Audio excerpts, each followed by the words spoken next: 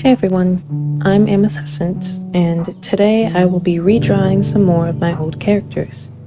Let's get started. I'm going to begin with one of the first characters I actually remember designing, and even though it says at the top of the page that she's my first OC, she most definitely isn't. I most likely only thought that because all the characters I drew previously didn't have a legitimate personality or a backstory, but this character does, which gives me a lot to go off of. So let me just read what I have here and what I used as the basis for the backstory redesign. Keep in mind that I wrote this about 6 or 7 years ago. Azami, meaning word of the heart or thistle. Born from a good family, Azami was taught to see the light in everything. She was as innocent as a lamb, until the fall. When the Magma King was banished underground, he promised he'd return with the fall. Decades passed, and still he did not come until it became a story to scare children. Nobody prepared for it. Nobody expected it. And Azami was caught in the middle of it. Exposure to radiation made her into someone else. Someone stronger. Someone tougher. A wolf girl. All after she passed out. When she awoke, she found a cobra named Asa. Not only does she speak, but she heals. It was always a legend that snakes had the ancient power to heal and the wisdom of 1,000 owls for the guidance of others. But Asa is everything that the legend mentions. This backstory is certainly interesting. I'm honestly surprised at how detailed it is, but I really shouldn't be. I was a writer long before I became an artist. However, some of the things I read in the backstory are not currently to my liking. Like, how does radiation cause someone to transform into a wolf girl? Also, the Magma King sounds like some kind of cartoon villain for little kids. Why is he called the Magma King? What does magma have to do with radiation that turns people into wolf hybrids? My point is, this backstory has some good foundations, but I can do much better now. I'll talk about the changes I made later on. For now, I'll just talk about the process. I came up with 3 different ideas for poses I could draw her in. I was able to narrow it down to the second and third one, but I couldn't really choose between them, so I decided to do one drawing for each. I wanted to depict her in a fighting pose, but also in a more refined pose. And since her name, Azami, is technically a Japanese name, I thought it would be fun to draw her in a kimono. When I first designed her, I likely failed to consider the origin of her name. I just chose it because it was pretty. But realistically, she wouldn't have a Japanese name unless she had some related heritage. I know it's not impossible for someone who's not Japanese to have a Japanese name, but I haven't personally met anyone like that. I also decided to remove her mask because she doesn't really have human ears to hold it up, and I wasn't sure why she was wearing a mask in the first place. I guess it was just to look cool. Looking back at it now, it probably has something to do with the supposed radiation. Perhaps she was wearing the mask to protect against it. For her hair, I gave her something completely different for one big reason, and that reason is that practically all of my old characters have almost the exact same hairstyle. They have the exact same bangs and the exact same length of hair, and that's just boring. So I gave her different bangs and shorter hair that's tied up in a ponytail. When it comes to the cobra and the torso, I struggled a lot for some reason and had to redraw them several times.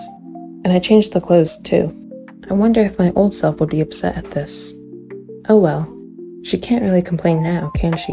For Azami's clothing, I originally wanted to go for a Japanese-inspired outfit, yet I still wanted it to look fantasy-like in nature. Usually when I design clothing, I look through my Pinterest boards and choose bits and pieces to create my own unique design. However, the obi-like belt thing and the wraparound bit around her chest are inspired by Japanese kimono. I came up with 2 separate color schemes but couldn't decide between them. But when I checked in with some others, they overwhelmingly picked this one. However, I was at a loss. I'm not sure if it was the design or the colors, but it didn't really feel Japanese to me.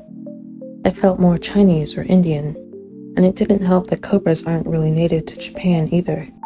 They're native to India. I didn't know what to do. Even if I completely redesigned her clothing, the cobra would still throw people off. But I couldn't get rid of it as it was an integral part of her design. But then I came up with an idea. She didn't have to be pure Japanese. She could be mixed, half Japanese and half Indian. That would certainly solve all the design issues I was facing. And just to clarify, when I say she's Japanese and Indian, I mean that her character is inspired by those cultures. I imagine her living in a fantasy world, so there wouldn't be any actual countries called Japan or India. Instead, I picture regions or nations within that world that draw influence from those cultures, and she would be a blend of both. For the kimono drawing, I thought it was going to be easy. I planned for it to be a quick extra drawing that I could do, but it ended up taking about as long as the previous one, which was 9 hours. I really hated the drawing at first. The face was all wrong, the hands looked awkward, and I just absolutely hated the colors I chose. It just clashed so much with her eyes and the surroundings. Based on my brief research, young, unmarried women wear brightly colored kimonos, but it just wasn't working for me. So the final look may not be completely accurate to what it should look like, but I hope it's still okay. I tried to keep every other aspect of it correct. I also just wanted to say that I really like how kimonos are. From what I've researched, the point of a kimono, for a woman at least, is not to show any curves. It's meant to create a straight, streamlined, and modest shape that looks refined and graceful. It's not designed to reveal much skin, which I find refreshing compared to a lot of modern fashion. Finally, let me talk about the new and improved backstory for Azami. Hundreds of thousands of years ago, there existed two powerful beings from two nations. One of them, a wolf spirit, watched over a northern region and symbolized strength and courage. The other, a mortal yet powerful cobra, guarded the southern lands and embodied wisdom and healing. They were friends and worked together to watch over the land. However, there was something wrong. They could sense an ancient evil deep underground. It would take hundreds of years for it to finally surface, but once it did, it wouldn't be good. They knew that they had to do something, but they were afraid that by the time the evil finally surfaced, they would no longer be strong enough to take it on. They had to find another way. For the cobra, since she had a mortal body, she could be bound in stone until she was needed once again. This would keep her from aging and allow her to build power. The wolf spirit, however, required an alternative method. He didn't have a mortal body to seal away, so he decided to gift his spirit and powers to a family in his region, one he could trust to lead and protect the north, one he could trust to eventually join with the cobra and defend against the ancient evil. After much consideration, he finally chose one. He told them of their duties, including protecting the shrine that held the cobra's stasis chamber. Generations down the line, and the so-called Great Evil still hadn't come. By the time Azami was born, her family was no longer at the same level of prestige as it once was. But it was still a well-known, noble, and respected family. The powers granted to them from all those years ago had also faded, though they were still regarded as powerful warriors. Aside from the obvious ears and tails defining them as a family descended from a wolf spirit, they also still retained the ability to summon his might. This ability increased their strength and agility for a short amount of time. When Azami came of age, it was finally time for her to start guarding the shrine, and after only a few weeks, the ground shook with a violence unlike any other. And that was when the cobra awakened. Azami was shocked at first, for she hadn't known that the important object she was protecting housed anything at all. The cobra introduced herself as Ruhani, meaning spiritual and sacred, and explained that they were to work together in order to save the world. Azami was reluctant, of course. She didn't entirely believe that what Ruhani was saying could be true, but Ruhani eventually got her to agree. She gave Azami a pendant that bound them together until the evil was defeated. Azami, having come from a family that believes in good values, is very kind and respectful to everyone. However, she isn't naive and can't easily be tricked or manipulated. She's seen many fights in her lifetime, both in training and in real life. However, she hasn't become hardened and jaded because of it. She tries to see the good in everyone, but can be stern when needed. She doesn't like being taken advantage of, and her anger burns bright and hot, even with how rare it is. Asa, who I renamed Ruhani to better match her cultural background, has a sharp tongue and no problem insulting Azami or anyone else around her. She has no patience for any nonsense and is completely dedicated to the goal she set out to achieve, which is to stop the ancient evil alongside Azami. It's not like they can really get away from each other anyway. Rouhani is extremely wise and can spit venom. If her venom is injected into a person's body, they could be dead within minutes. Rouhani also has the ability to tell a truth from a lie. And that's all for Azami and Rouhani. Here are the drawings again. I don't exactly love the backstory I created, but I definitely think it's better than it was. There are certainly still a few holes and a few things that need to be fleshed out, but I think it's okay for now. I wonder if old me would like it. I almost completely changed the design. Let's move on to the next character. For this character, who I decided to name Princess Adelaide, I decided to draw her using some kind of magical power. And yes, I know, she's yet another wolf girl. While looking through my old drawings, I realized that I have quite a lot of those. If you couldn't tell by now, I love, and still love, wolves. But even I have to admit that this is a bit much. That didn't mean I wasn't going to draw her though. When I first saw the old drawing, I immediately knew that she was some kind of wolf moon princess. There wasn't really any writing to indicate that, but I just kind of knew. I mean, this crown thing clearly indicates that she's royalty, and this round part reminds me of a moon, so that's just what I'm going with. I love wolves, and therefore I love the moon, so of course, Adelaide had to embody that. After a bit of searching, I finally had an idea for the kind of pose that I wanted to draw her in and started working on it. I always start with the head and eyes, and I always take extra care to try to make the eyes look nice. When I was still a beginner at art, I was obsessed with drawing eyes. I thought that they should be the most beautiful and expressive part of the drawing, and wanted them to look breathtaking, so I drew them a lot. I've dialed it back a bit since then, but I still want the eyes to look pleasant. When I looked at the eyes of the original drawing, I thought they looked kind and soft, so I tried to recreate that. And once again, I completely changed her hair except for the sideburn things.